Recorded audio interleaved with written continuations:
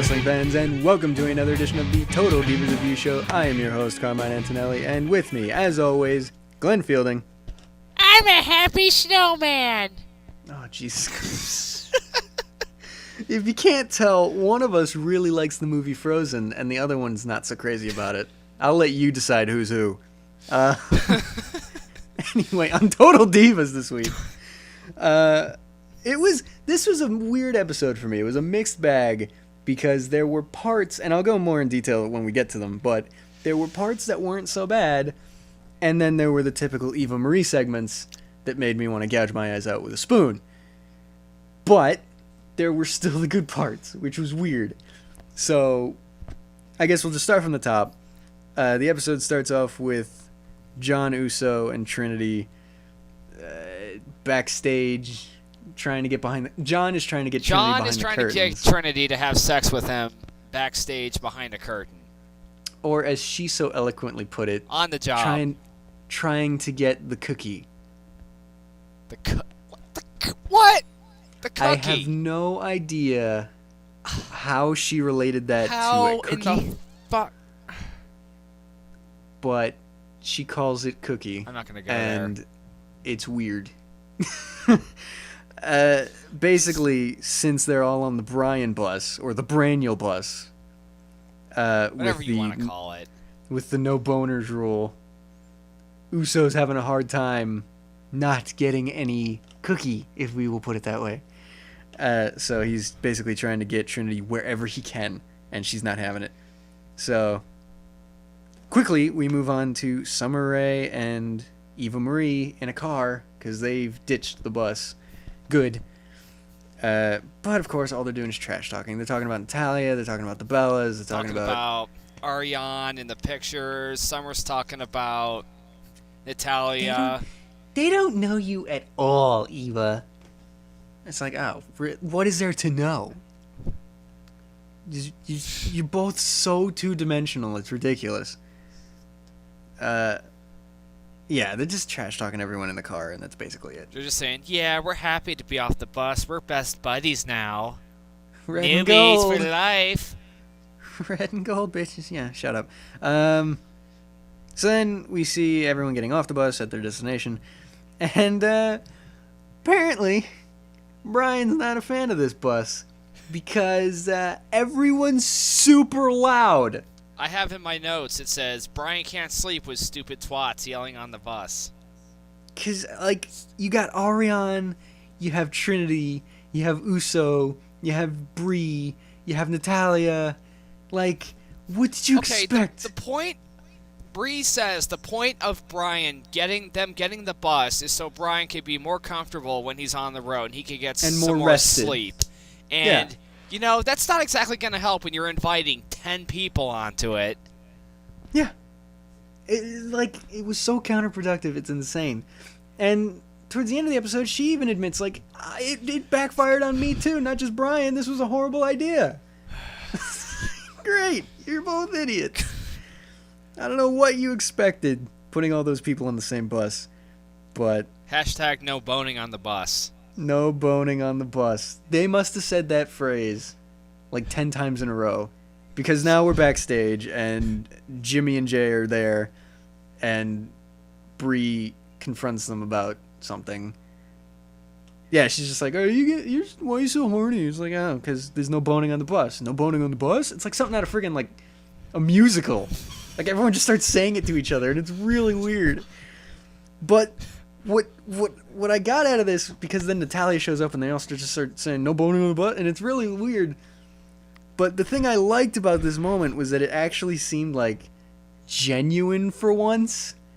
Like they actually seemed like real people having a real conversation with like real friends, and it was weird because I'm used to a season and change of nothing but bad acting. And then for once, there's like this actual genuine moment, and it threw me for a loop, and it was actually like I caught myself smiling at friends having fun. So that was weird. But then we go back to the bus, and there's more actual fun, and it was weird. Like, did you catch any of this? Yes, I caught most of the parts with Daniel Bryan ribbing Ariane about her new album. Her jingle shit.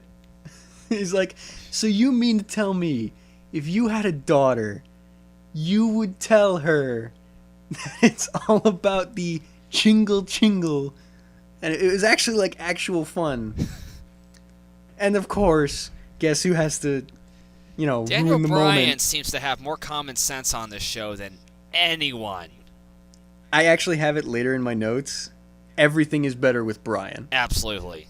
Every time he's on the show, it makes it better. Bryan is probably the only decent person that's a regular member, a regular cast member on this show. Yeah, occasionally Uso will have a good moment. John has mostly good moments with some, Nikki moments. But Bryan is consistently... And then you have Natalya doing her stupid shit. Oh, God, don't even... Speaking of which... We have to get on to that. Yeah. So while everyone was having fun on the bus, all of a sudden you hear from the bathroom, ow, ow, ow, ow, ow, in a Natalya voice. So it's like, oh, great. I was like, oh, God, now what?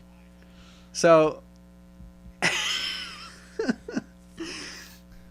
After 7 different people walk in and out of the bathroom to see what's going on, we find out that Natalya... Got an icy hot stuck up her ass. Yeah, she was rubbing icy hot, supposedly on her back. And then reached for some toilet paper, which there's no pooping on the bus. So that was a rule broken right there. So she goes for toilet paper, still with icy hot on her hands, and gets icy hot in her ass. Then she changed the story to say she was putting icy hot on her thighs. And now there's icy hot in her cookie. So she's just a mess. And everyone starts making fun of her, just like they should. Why in the fuck do they make Natalya basically humiliate herself on this show? Like, I can imagine... Because this is so scripted, it's not even funny. So I can imagine... They're getting on the bus, and some producer walks up to Natalya and says, hey, we're afraid that you guys are going to have too much actual fun, and we're not going to have anything for TV, so we're going to need you to do something. And Natalya's like, oh, great, what do you want me to do now? You want me to shit myself? It's like, no. Not yet. That's for season 3. For now, what we're going to do is you're going to accidentally, with air quotes, get icy hot in your ass. And she's like, you guys suck. If I didn't have a contract, I'd be done with this shit. So, there you go. So now we move on to... Oh, no. I have it in my notes. It says Nikki and John now. Or not. Because then we just move on. I have in my notes, too many cracks, Nikki. Oh, I didn't even catch that. What is that? Yeah, because Nikki and John are walking up to the arena, and Nikki's wearing high heels. It's like, oh my God, there's so many cracks on the ground, John. I can't walk on this. Oh, I thought she was just being really stupidly superstitious. Oh, really stupidly superstitious. Yeah. Well, yeah, they did that, and then it immediately cut to Natalya doing the Make-A-Wish thing. Which is actually something decent on this show for once. Yeah, she's actually doing something that isn't retarded. Embarrassing herself with bodily functions. So she gave a kid her jacket from WrestleMania 25. It's actually really cool.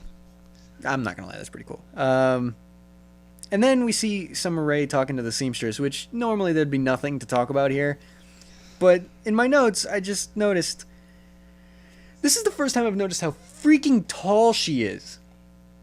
Summer Rae I always is knew really she was tall. really that tall. Like, Have I you ever always actually knew, seen her legs? Like, I always knew in my head, like, oh, that's a tall person. But, like, I finally saw it when we did the seamstress scene. And, like, she's really tall. Like, what is she, like 6'2" or something? She's got to be like 5'10". No, she's in the 6 foot. I know that. Way. Hold on. There's no way, I'm because looking she's this not up. taller than Fandango. Hold on, I'm looking this up. No, Fandango's got to be like 6'1", and she's still a little bit shorter than him. Summer Rae. I thought I saw her height before. Oh, she's... What? She is 5'10". What the fuck? She's my height. She's not that tall. She just looked really tall then. Too. Oh. thought she was like super fucking tall. Oh, well then forget this then. There's nothing to talk about. Okay. I have in my notes, Summer Rae wants to be a skanky whore. Yeah, she brought a dress to the seamstress, and she's like, "Hey, can you make this less clothes?" Great. So then Sandra's like, "Girl, why you want to do that?" Yeah, it's like you're dumb. Anyway. I also have in my notes, Summer looks like Elsa. A little bit. Little bit. Why are we still talking about Frozen? Because it's not that great. Anyway, speaking of something that isn't Frozen, the next thing, because I just want to move on. The next thing is so Brie is for some reason going back to the bus. When she gets there, with a perfectly placed camera crew, might I add, we get to see Trinity mounting John Uso on the bus, getting ready to do. What kind of segue was that? Because I just don't want to talk about Frozen. All right. So yeah, they get caught nearly boning on the bus, which is no boning on the bus. That should be the name of this episode, no boning on the bus. But we can't because we have to name it after the actual episode. Damn it. So yeah, they get caught. And then she goes and tells Brian, and he is immediately super mad, which I think is hysterical. Because they weren't, like, no one else was on the bus. It's not like he had to sleep. He was doing a phone interview, I think. Is that even his bus, or are they renting it? They're just renting it, I think. Like, this was all like some sort of experiment. Then why does he and it's care? like, if it goes well, we might get a bus. Because, like, the whole point of the rules, except for no pooping, I don't know what that one's about. The whole point of the rules is so that he can actually get rest on the bus with 10 people there. And so there's not just like an orgy going on his bus while he's trying to sleep. What did he expect? True. It's not only are you inviting 10 people, you're inviting people that are couples. Like, they're already in relationships. What do you expect? But, so yeah. And so they get back on the bus, and they're talking for a little bit, and then, cause yeah, like Uso's talking about a time a bird shit on his face. It was really weird. So then Brie actually brings it up, the fact that she caught Uso and Trinity. And then Brian gets mad, but it's like, it was another weird, genuine moment that was still fun to watch, because he's not like yelling at everyone. It's just like, he's just like, I'm probably never doing this again. You guys literally broke every rule I have. I have no words for this. And it was just weird, because like, this episode, people are actually acting like normal people. And I don't know why. Why did it start now on episode 3 of season 2? Why are they just now acting like normal people? I haven't even noticed how fake the acting is in this show for some reason. It just didn't seem a whole lot more different for me.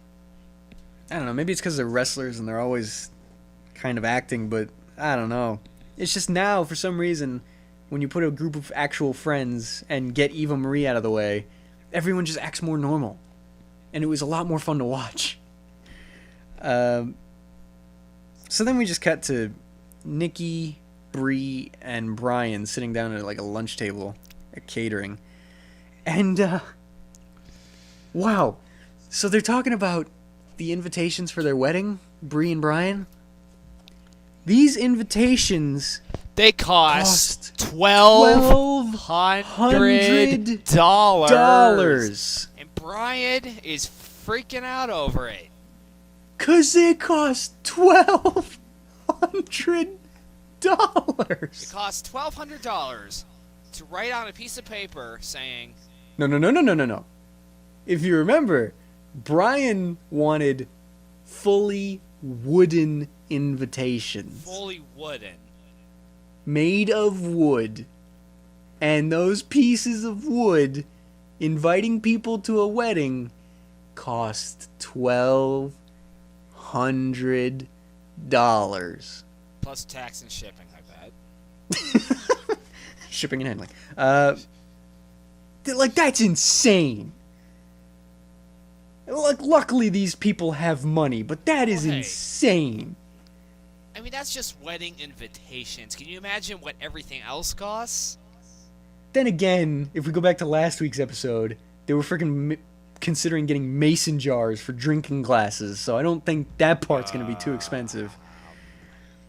So I guess they just blew all the money, all the budget for the wedding went to the invitations. It's freaking ridiculous. And they actually still went ahead and got a bus. Yeah. God damn it. Rich people suck.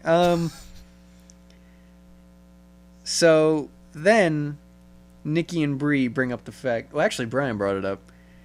The fact that Summer Rae pulled Brian aside to talk to him about the rumors of Summer Rae sleeping with guys in the locker room. Oy. So Brie gets mad, and then Nikki brings up the fact that she did something similar to John, and so now there's this whole, like, explosion going on in Brie's head. So she goes to find Summer. If I had to give a name for this episode, it would have to be Everybody Hates Summer. Yeah, really. I mean, everyone is giving her some kind of grief for some reason. I mean, it's not just Natalia, it's Brie and Nikki and all them now. Yeah, it's everyone. And it's like, she's kind of a stupid person, but wow, does everyone hate her. And like, even the guys, like, Brian's like, oh, I don't get it, she was being really weird. And like, Cena just threw her under the bus. It was really like, whew, she did not get a good start in this company, it looks like. So yeah, Brie goes to confront Summer, and of course, it escalates out of control, and everyone's yelling at everyone, and at one point, Summer throws out something about, well, maybe if you weren't so insecure with your relationship, blah, blah, blah. Point is, even Eva Marie said that Summer crossed the line. I found that hilarious. You know you're an idiot when Eva Marie is criticizing you. And you're like her only friend on this show, and she still criticizes. That is priceless. That was awesome. You know, I actually thought this actually at this point makes me realize that Summer Rae is not even that good of an addition to this show. She's just making it a whole hell of a lot worse. Yeah. She's there to make Eva Marie look less like a shithead. Which is not working, but it's fun to watch. So yeah, then Brian tells Brie to calm down, don't worry about it. And then they do this thing, and it's like an actual thing that a couple would actually do. And it's just like, for the 5th time in this episode, I'm just sitting there thinking, like, if the whole show was this genuine, I think I would like it. Because this is like actual people. This is what on paper, this is what reality TV should be. But instead they throw Eva Marie and Summer Rae doing stupid shit, and it ruins the whole show. So, I don't know. But another thing that was about this Brie and Summer confrontation is that at one point everyone's watching Daniel Bryan's cage match against the Usos. And Summer tries to come up to Brie to apologize. And Brie's just like, no. Yeah, basically she's Girl, just, no, bye. go away. Oh, that was another thing. Because everyone, like, was imitating Ariane's Girl Bye. And it was just like, everyone hates everyone, I think. I don't think a single diva likes another single diva, except for the Bellas, because they're related. When that happened, why the hell does Summer Rae just keep talking and talking and talking after Brie tells her to just fuck off? Leave her alone. At one point, Brie literally goes, you gotta leave me alone. Actually, you should leave everyone alone. Just go away. Like, Summer can't catch a break. And I love it. Because she's associated herself with Eva Marie. So I automatically hate her now. So anytime she gets into some shit, I'm happy. Which made me very happy throughout this episode. So then we get to see, Brian gets his concussion from that cage match. Which he did actually get, by the way. Yeah, that one was real. For once, something was real in the show. Yeah. He took a bump in that cage match, and supposedly after he had a real lack of awareness of what was going on. Yeah. Which was kind of strange because he still knew how to finish the show. I don't know if that's he turned on Wyatt, and then he got the yes chant started again. Yeah, and they didn't show that part. Even after he climbed to the top of the cage too. That's crazy to think about. Yeah. He had a concussion and might have not even known where he was. And he was sitting on top of a steel cage. Oh my god, that's crazy to think about. I didn't think about that until now.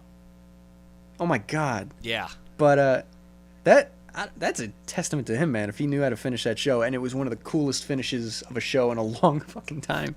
What if Brian turning on Bray Wyatt wasn't really supposed to happen? And he just, oh my god, he did that while he was concussed, and he thought that was what he was supposed to do. Can you imagine that? Oh my god. He just gets backstage and Vince is like, what the hell was that? And Bree's just like, he doesn't know where the fuck he is. That would be the best. Oh my god, I hope that's kind of what happened. But, so yeah, Brian's got a concussion. And Bray Wyatt just took the hit just because he knew he had to do it just for the sake of staying in character. Yeah. Oh my god, that'd be incredible. Oh my god, I kind of wish that's what happened. But yeah, then we get to see more genuine people being genuine people. Because now Uso's like, oh, I feel bad because, that obviously wasn't supposed to happen. He wasn't supposed to get a fucking concussion. So yeah, now he's out of action for a week or for 5 days, I think it was. It wasn't that was what? What episode of Raw was that when they had that cage match? Man. That wasn't the last one of the year, was it? I don't think it. No, I don't think it was because the very last Raw of 2013 was the one where Brian joins the Wyatt family. I think he joins them really quickly after TLC. Because he was only with them for 3 weeks. Right. It wasn't in 2014. No, I think the episode where Bray Wyatt convinces Brian to join him was the very last episode of Raw in 2013. Because then the week afterwards was the one where Did that steel cage match happen in January? Yeah, I think it did. Huh. Which is weird because in this exact same episode, they were showing footage from the Christmas episode. Yeah, there was a Divas battle something. So all this was happening in a timeline. What? Yeah. All this was happening in a timeline of 4 fucking weeks? This show, that's what? That's how little actually happens among these women. They have to, for one episode of this show, they have to take a month's worth of footage. It's insane. What the fuck? I think Glenn just got his mind blown. Oh my god. What the fuck?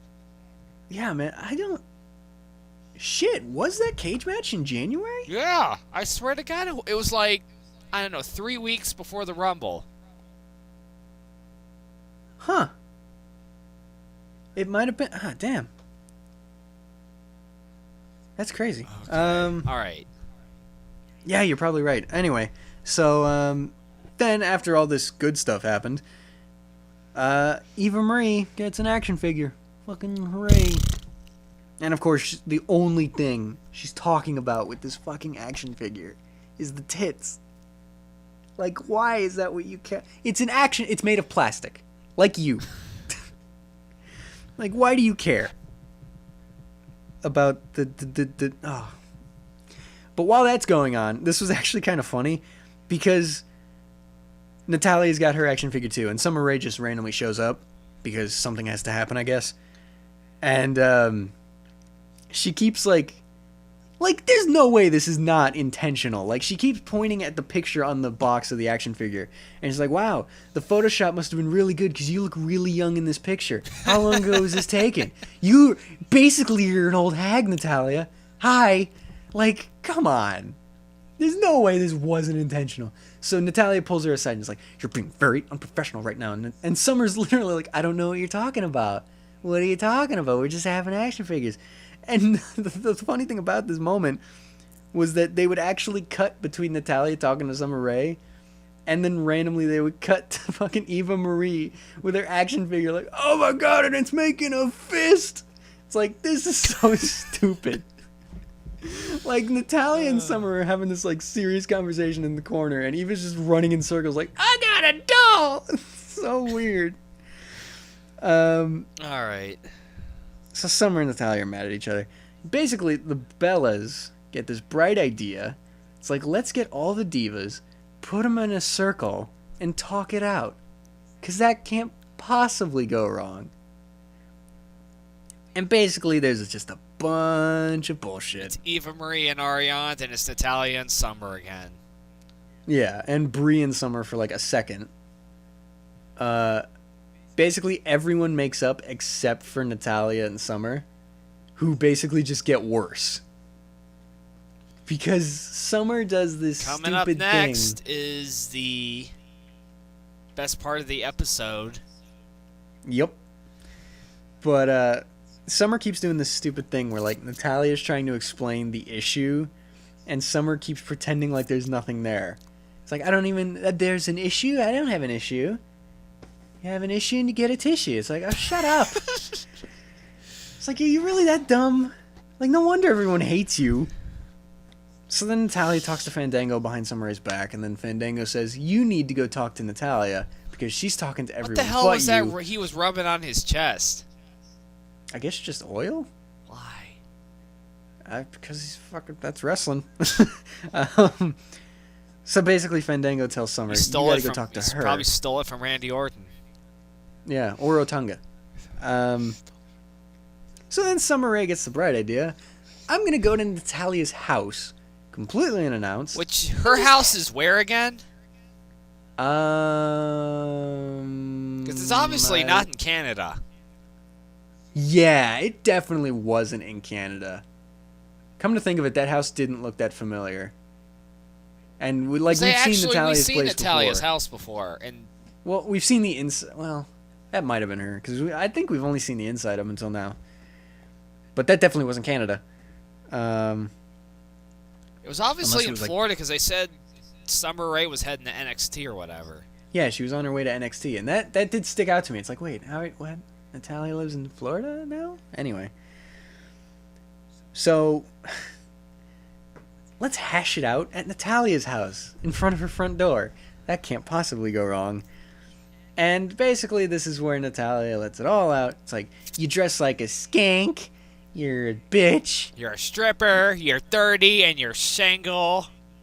And the funny thing about this, because everyone knows this is the part where Summer Rae slaps Natalia. Schwack!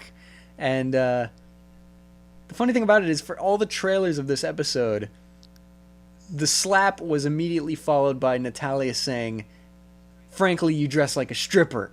And then in the trailers, that's when she slaps her. In reality, it's not until Natalia brings up the fact that she's single. That's what made her want to slap her. Not that you called me a stripper.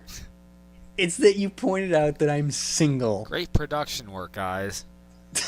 You really misled us there. Wow. But, like, even just Summer, like, wow. You were that, like, shallow. I don't even believe that.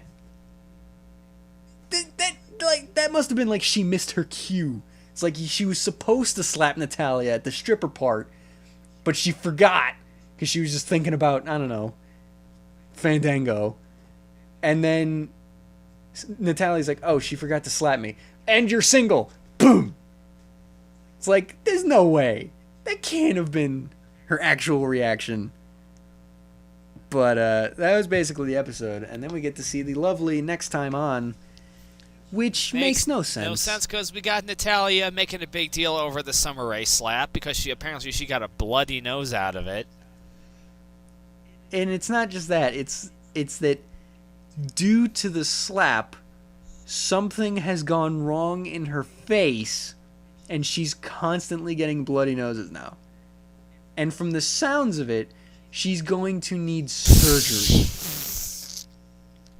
because Fuck of a this shit. slap from Summer Rae. What the fuck? Is Summer Rae actually Superman? Supergirl. Super whore? Looks like Supergirl, too, which is a weird thing.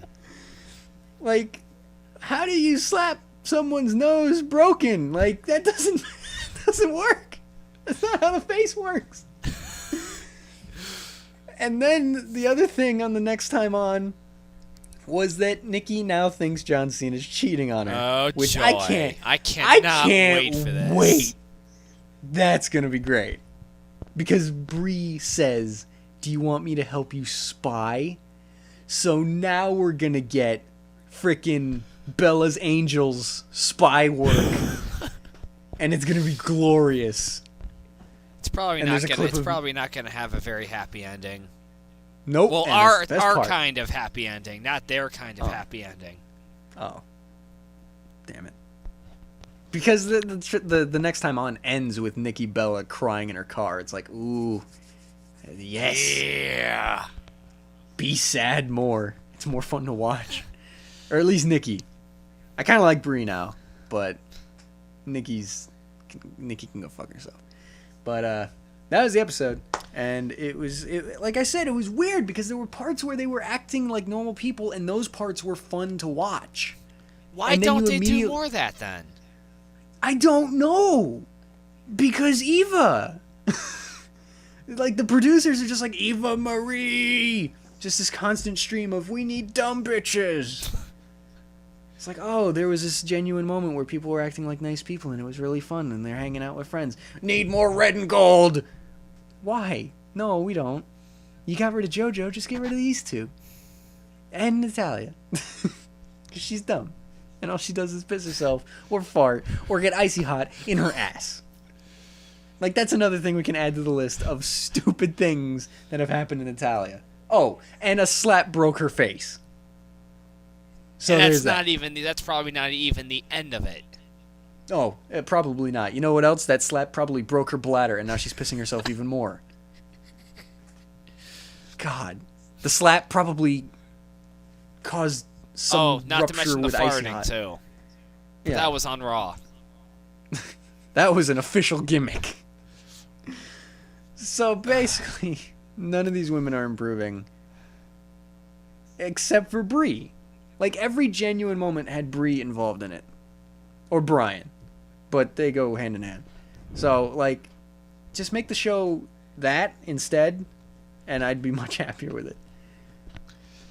Fuck it, you can even put Trinity and Uso in it. They're not that bad. No, they're not. But Oh, I no just more noticed Nikki. something. I just noticed something. What? We haven't seen Vinny yet. Oh no. Oh, no. You said it. Now that's going to happen. No. I just Oh, no. realized that there hasn't been an episode with Vinny in it yet. Like, I Oh, mean, he Summer- showed up for like a second on the first episode, and that was it. Summer Rae's going to slap Vinny back into our lives. No! I had forgotten about him. Now he's bound to come back. No! Okay, before we wrap... Oh, God, now I'm upset. Before we wrap up this episode, I want to remind everyone that for the Sunday, April 6th of WrestleMania, there will not be an episode of Total Divas. So next week, there will not be an episode of Total Divas Review. With that being said, fuck it. I'm not going to run it by anyone. We're announcing it now. The Total Divas Review show is moving from Fridays to Sundays. I am announcing it now. It's going to be official. Fuck This it. is because of just personal lives and editing type issues. Yeah. I mean, lately, those of you who've been keeping up with us the past couple weeks have noticed that the episodes haven't exactly been coming out on Friday like they're usually supposed to. I've actually been getting them done on like Saturday nights, and we get them done on Sundays. So So, Carmine and we I figured- decided to make the decision. We're just going to go ahead and move it to Sundays. This might affect our viewership a little bit. I don't know. We're still going to have to try this out and see how it works, but... Yeah, we'll do a test run for a few weeks, and if everything goes fine, then we'll keep it that way. But, yeah, so there won't be an episode next week for WrestleMania, and then when we come back... They're actually being smart this time. They're not having an episode of that stupid shit during a pay-per-view. I wanted to bring this up because for WrestleMania... they realized we can't compete Total Divas with WrestleMania, so we won't have an episode. But for some reason, they think it's okay to compete with every other pay-per-view. They competed with SummerSlam. Why? How did that turn out? Why would you compete? Why does this show not air on a Saturday? Or even, I don't know, Sunday... 6 or 7 o'clock. Yeah, it's straight on the pay-per-view time slot. It's like, are you stupid? Are you that stupid? It's still Thursday nights at 9 o'clock. Yeah. Got nothing going on there. I still think Total Divas has the potential to kill TNA. And that's sad. But, like, seriously, there's no WWE programming on a Saturday.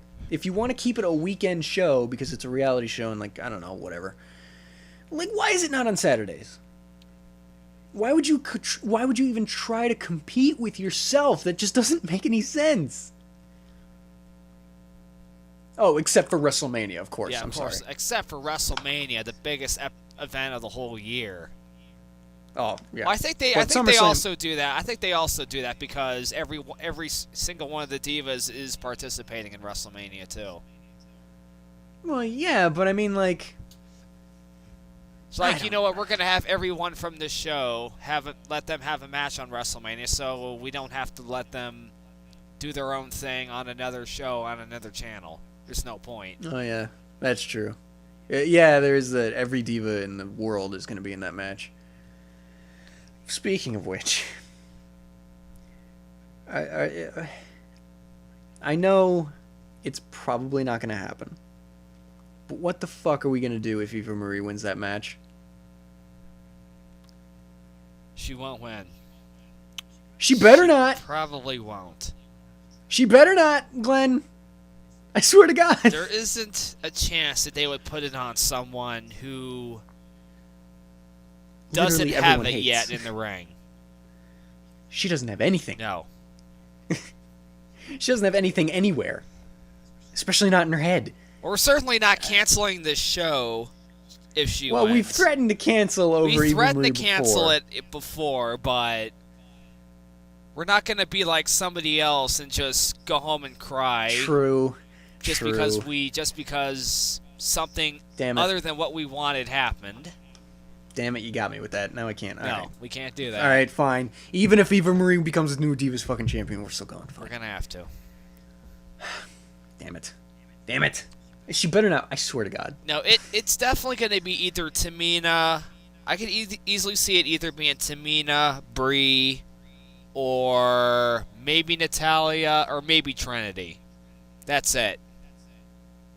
I think it's either AJ retains somehow or Tamina wins. I don't really see any of the Total Divas getting it. But maybe that's just a dream scenario. Oh, by the way, the match is actually supposed to be one fall to the finish. I know. 13 and that's what people, makes it... one pinfall. It's like 13 or 14 divas in one ring in a one fall match. How in the hell are they going to do that? It's going to be a disaster. It's going to be... How are they going to do it? How's the referee going to work that match? Yeah, he'll barely be able to fit in. He'll barely be able to fit in the ring. It'll be like if a battle royal was actually a pinfall match. That's insane. It's going to be a disaster. And I have no idea how they... Who in the office thought that was a good idea. I have no idea. But it's going to be interesting, man. WrestleMania is 3 days away. I'm just throwing that out there. this WrestleMania really snuck up on me. Like, hard. And when I say 3 days, I mean we're recording this on a Thursday night, so. Yeah. Oh, behind the scenes. But, yeah, I mean, hopefully Eva Marie's not Divas champion by the end of WrestleMania, everybody. Even if Brian wins? Yeah. So, should we, because we're going to be the last show before WrestleMania, should we give our, like, official predictions for everything? Why don't we go ahead and do it, since Lord knows if we're doing a reaction show or not. Yeah, it's still up in the air Still what we're doing for that, because we're not 6 hours. I tried to talk to everyone about doing an official pre-WrestleMania supla, but that idea kind of fell through a little bit. So. Yeah, right now it's a toss-up between doing a live reaction for 6 hours. 6 or hours. That's insane. I can't do that. There's no way. The Elimination Chamber that video was 4 hours long, and it feels like an eternity. 6 hours would be insane, but I mean, if there was 6 of us, we could do it. But the problem is we don't have everyone, because you and I got to work that night. We have someone else that quit. We have one of our guys, another guy who has a living situation. Yeah. Then the other then two, that would just leave Andy and Keelan. The other two are just maybes. Yeah. So it would either be a not so live reaction where we could hopefully get everyone who's still a part of the team, or Keelan threw out the idea of maybe we all watch WrestleMania whenever we get a chance, and then we all get together and do a review of it. Absolutely. So it's a toss-up between those two ideas. 2 years we ago, don't know this is what Liam and Andy did 2 years ago. They did a pre-show. They did a preview show just days before WrestleMania 28, and then they did a reaction. They did a reaction type. They did a review type deal the week afterwards. Yeah, it's just like I love the live reaction shows, and it would feel like such a shame if we didn't do WrestleMania. But it's 6 hours. That's really difficult to pull together. So WWE for some reason decided to do a 2 hour pre-show. If it was just a 1 hour pre-show and it was 5 hours, like that's to be expected. It's the pre-show and actually not even an hour. A normal pre-show is a half hour. That'd be a 4.5 hour show. That'd be normal. That would be more manageable. But 6 hours? That's a lot of time to just watch WrestleMania. So, yeah, we don't know what we're going to be doing for that yet. One thing that I'm concerned about is when I get home from work on Sunday night around midnight-ish, am I going to be able to watch it on demand on the network? In theory, you should be able to. All right.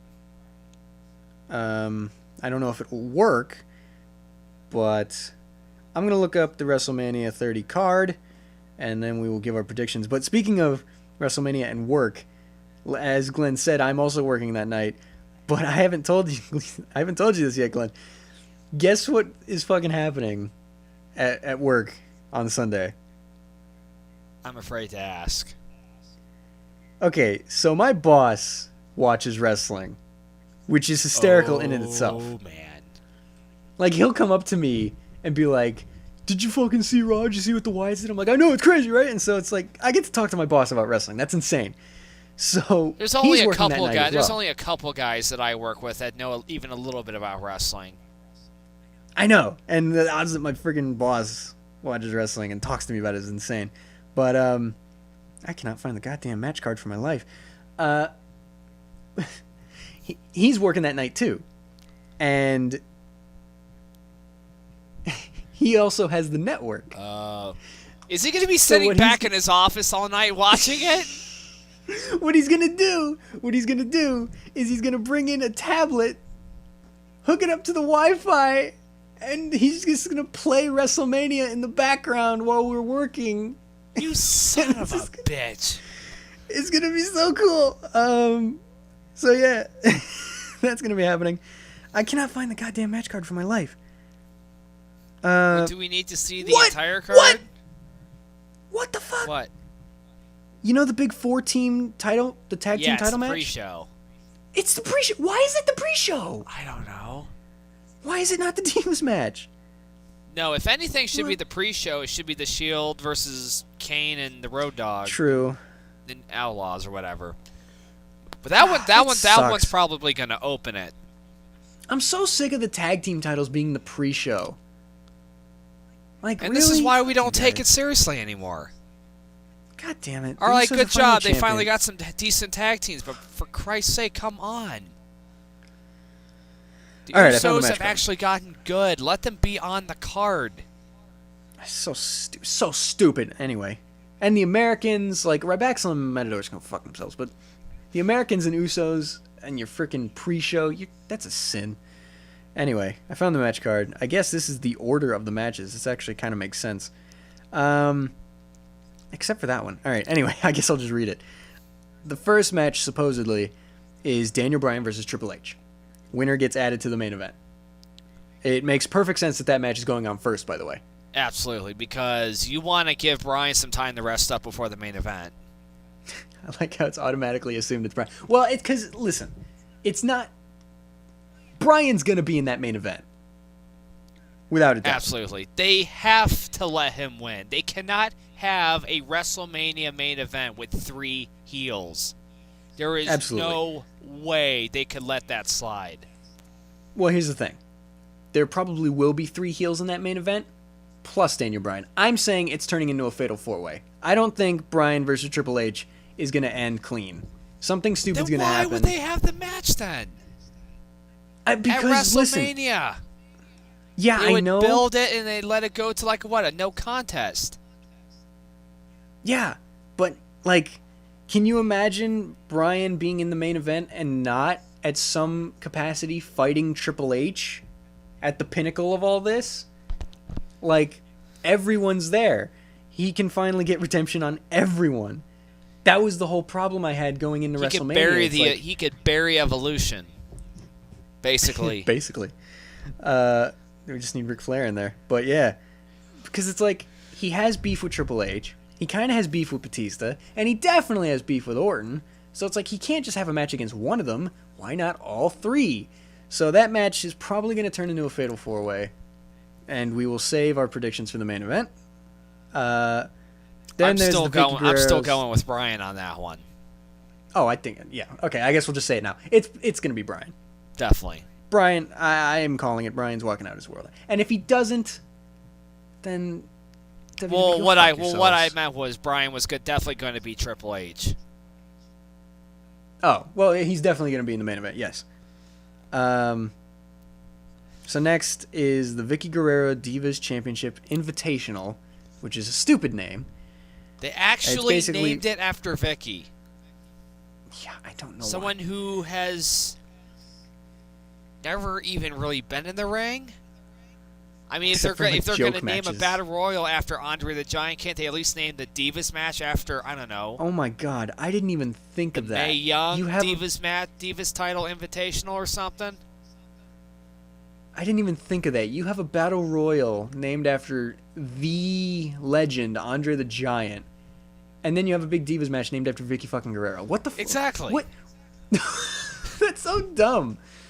So yeah, we already said. I think it's probably going to be Tamina, with a slight chance of AJ retaining, but I doubt it. You never know. There's 13 of them in this match. Oksana's gonna win. If that happens, I'm gonna fucking shoot someone.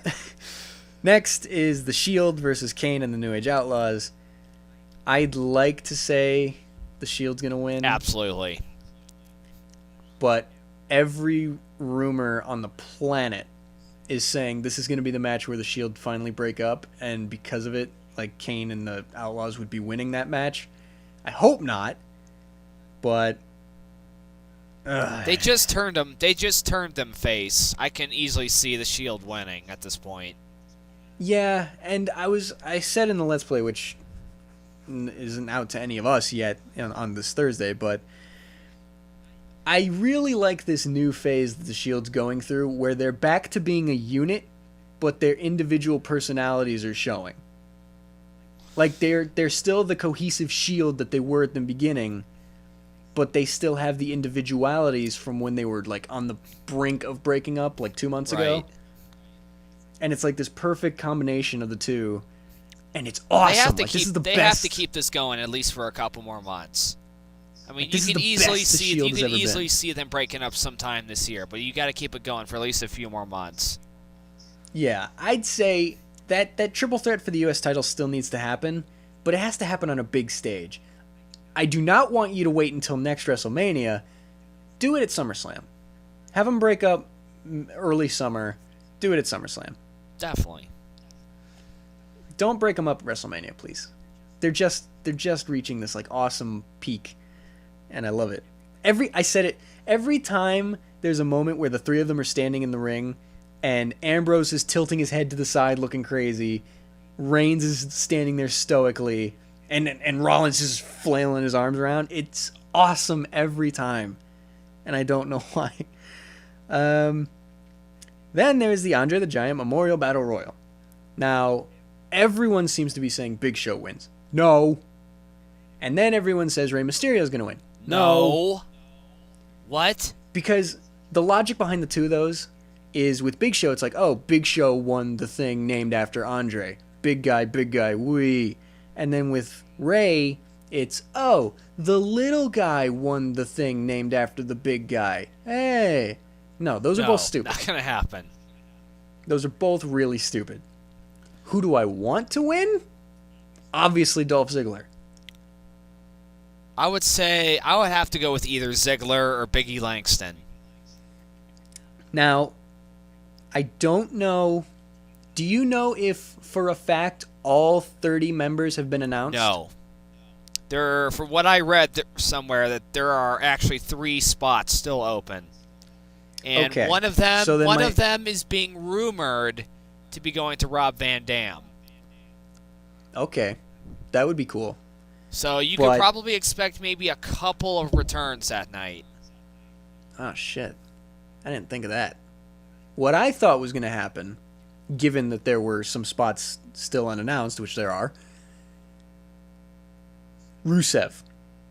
Oh. Right.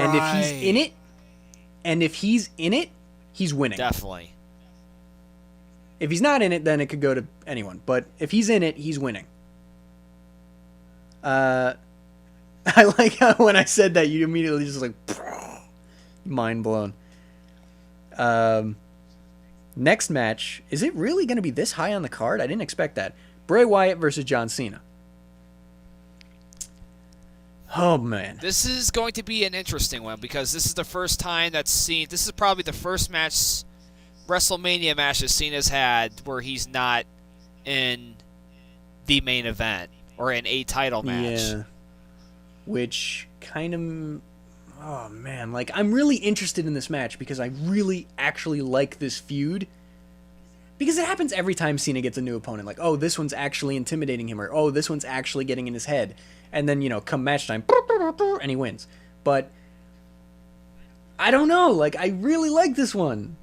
This feud is good. I understand I'm, like, the only person on the planet who seems to like the Wyatts. This is definitely the first feud that the Wyatts have had where they don't have to be as cryptic. They can actually be. They've actually been a little more straightforward. Was I the only one who thought the lead up to the Daniel Bryan storyline was good? Honestly, I didn't even see the point of it. They did it in a bad way, because it only lasted for like 3 weeks. That made the storyline shit.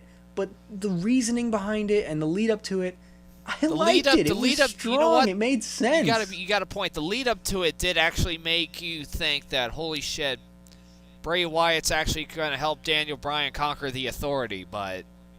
Like, the whole thing was that, oh my god, he's right. Because, like, back when Liam was on the show, the only thing he would point out about that storyline was that Daniel Bryan woke up one day in a parking lot. That wasn't the whole storyline! Forget that part. The reasoning for Bryan joining the Wyatts was that Bray was right. No matter what Bryan did, it didn't matter. He would always get buried or screwed or something. And Bray was giving him this obviously false promise that he would help him. That made perfect sense. I was just randomly thinking about something. You remember how in that feud they like carried Bryan to the back after a match or something, and he just randomly showed up the next week? Do you remember? You probably don't. You probably weren't watching wrestling at this time, but back in 2010, there was a feud between Edge and Kane over the world title, where Edge kidnapped Paul Bearer and he held him hostage for like 4 weeks. Like, how the hell are you transporting him around there? That's awesome. I was just randomly asking myself, like, how in the hell have they actually pulled this off? Now all I can think of is that Paul How Bearer does this make would be sense? he would be the most annoying hostage ever. Like, you just have him tied up in the back, and he's like, He was actually like that, too. When are you gonna let me eat? There was even a segment where Edge bought pizza and wings for him, and he poured them all over his head. Not even joking. That is fantastic. Seriously, you got to go back on YouTube and watch it. It's out there. But anyway, as far as the predictions, I would hope Bray Wyatt wins this match. Odds are he probably won't. He could. He could. He very well could. Wyatt hasn't officially been pinned or made to submit yet, as long as he's been on the main roster. Which is interesting. And he did beat Bryan completely clean at the Royal Rumble, with no help from Rowan and Harper. So it's not completely out of the question, but I'm so worried that it's just going to be like, oh, it's really close, and then all of a sudden, attitude adjustment, and it's over. It's like, oh, really? That sucks. If he can at least kick out of one attitude adjustment, I'll be happy. He will. I'll be happy if he can at least do that. But Wyatt's supposed to be built up to be extremely resilient. I can expect him kicking out of something. Yeah, I hope so. I just really hope he wins, because it's like, true, if he kicks out of an attitude adjustment, that is a big deal, because he's still kind of a new guy, and Cena's, Cena. So if he can kick out of a finisher, that's a good thing, but it'd be so much more impactful if he won clean. Oh, that'd be so great. Cena has nothing to lose. He's not going to lose his legacy. That is bullshit. It's like, he really has nothing to lose. He's lost at WrestleMania before, so who cares? Yeah, he lost to The Rock, and that was like the most devastating thing ever, and then the next year he's champion, so go fuck It's not like you're undefeated, unlike somebody which is the next match. Brock Lesnar versus The Undertaker. Eat, sleep, break the streak. Nope. Absolutely not. I'm going with Taker. Of course, it's going to be Taker. And the thing about I'm not even that worried about it this year. It's definitely going to be Taker. I was literally more convinced that Punk was going to end the streak. Honestly, I was scared shitless last year when it came to Punk ending the streak. I was like, God damn it, I hope he doesn't do it this year. It's like, thank God. Like, my take on someone breaking the streak changes with the opponents. I wouldn't have been too upset if Punk ended it, but Lesnar this year should not and will not. There's no way they're going to let Brock Lesnar, a guy who only at this works stage in his career, 3 matches a year and already fucked over the company once already, and the biggest thing WWE still has to hold on to their viewers. There's no way they're going to let Lesnar do it. No. I mean, it could it could end up being a pretty brutal match, but there's no way he's walking out of there the winner. And on the latest Raw, because Lesnar finally got the best of a confrontation for the first time, and he clotheslined him, and then the F5, The Undertaker. And when that happened, JBL said the funniest fucking thing. He said, if he can land an F5 at WrestleMania, the streak's over. One F5 and it's over.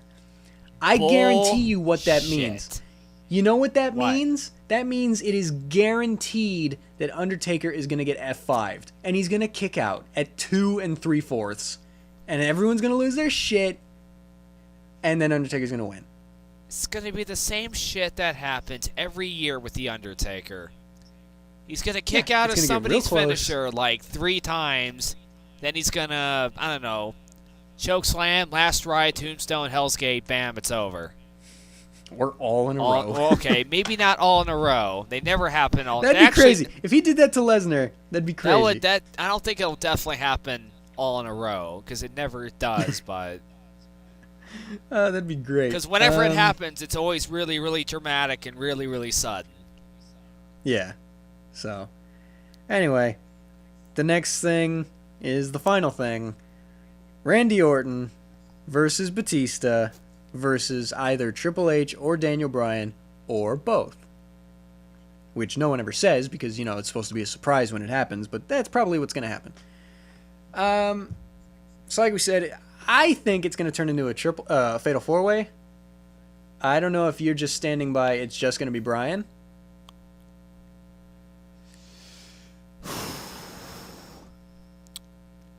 It could be a fatal four-way, but they have to bring the closure to one story before they let him do another thing. They have to let him get some kind of closure on his storyline with Triple H. So I still think Bryan has to beat Triple H before he gets his title match. To me, it just makes more sense in a story. Probably. Either way, I think we both agree on one thing. Daniel Bryan is walking out of WrestleMania as WWE World Heavyweight Champion. Because I said this last week after we went off the air, but WWE, whenever they close a WrestleMania, they always, always, always close out the very final minutes of the show with a babyface standing tall. Except for a couple times in the Attitude Era, which was 16 and 17 with Triple H and Austin, but that's it.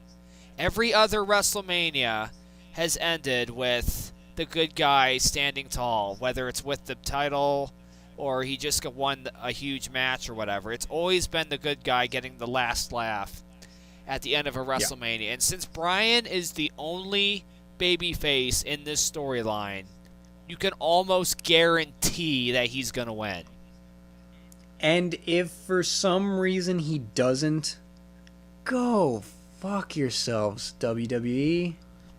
Like, we have not always patiently, but we've been sitting through this garbage since August.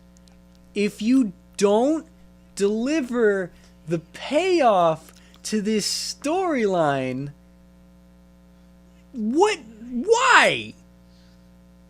What business sense does that make? Hey, you know how to sell the network? You know how to sell tickets? You know how to sell any of this shit?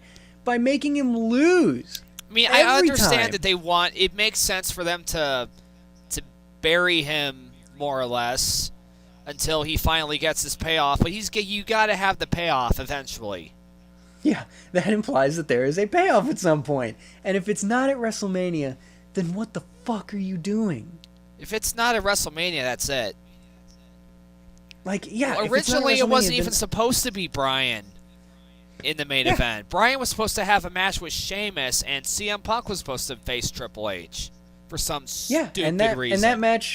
And that match wasn't gonna involve the main event. It was just gonna be Punk versus Triple H, Orton versus Batista, Bryan versus Sheamus. That was gonna be the match card. And so you can all thank Punk leaving for what we're getting. It's just like, why did it take so much shit for them to say, you know what would work? Bryan. I think there's money to be made there. Maybe. I think the people like him. Maybe. It's kind of a yes or no question, and the crowd's literally answering it for you. Like, what? Like, they're literally telling you, yes, we want Bryan. Literally, every week. What more do you need? There is no reason why WWE would feel like that they should not even exist if they do not let Bryan win this. like, I understand it's a business. Right.